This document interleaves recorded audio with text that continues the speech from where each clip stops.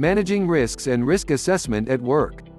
As an employer, you're required by law to protect your employees, and others, from harm.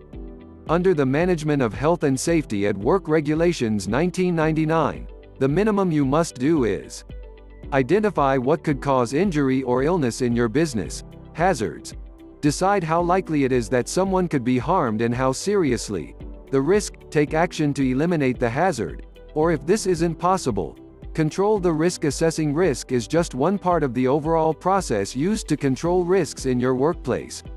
Steps needed to manage risk. Risk management is a step-by-step process for controlling health and safety risks caused by hazards in the workplace. You can do it yourself or appoint a competent person to help you. Identify hazards, assess the risks, control the risks, record your findings, review the controls, identify hazards. Look around your workplace and think about what may cause harm. These are called hazards. Think about how people work and how plant and equipment are used, what chemicals and substances are used, what safe or unsafe work practices exist, the general state of your premises. Look back at your accident and ill health records, as these can help you identify less obvious hazards. Take account of non-routine operations, such as maintenance, cleaning, or changes in production cycles. Think about hazards to health, such as manual handling, use of chemicals, and causes of work-related stress. For each hazard, think about how employees, contractors, visitors, or members of the public might be harmed. Vulnerable workers. Some workers have particular requirements. For example, young workers, migrant workers, new or expectant mothers, and people with disabilities. Talk to workers. Involve your employees, as they will usually have good ideas. Assess the risks. Once you have identified the hazards, decide how likely it is that someone could be harmed and how serious it could be. This is assessing the level of risk.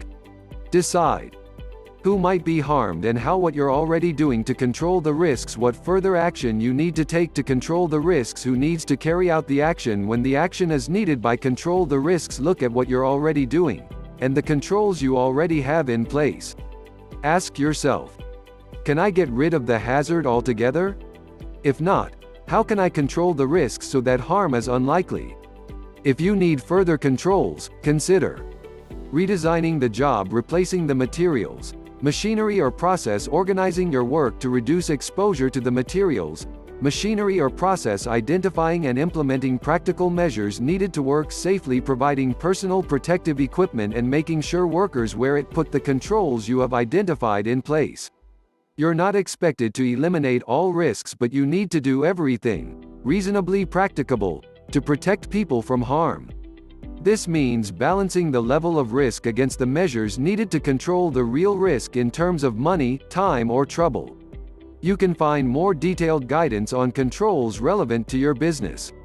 Record your findings. If you employ 5 or more people, you must record your significant findings, including the hazards, things that may cause harm, who might be harmed, and how, what you are doing to control the risks. To help you, we have a risk assessment template and examples. Do not rely purely on paperwork, as your main priority should be to control the risks in practice.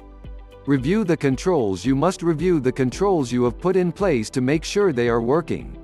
You should also review them if they may no longer be effective. There are changes in the workplace that could lead to new risks, such as changes to staff, a process, the substances or equipment used. Also consider a review if your workers have spotted any problems or there have been any accidents or near misses.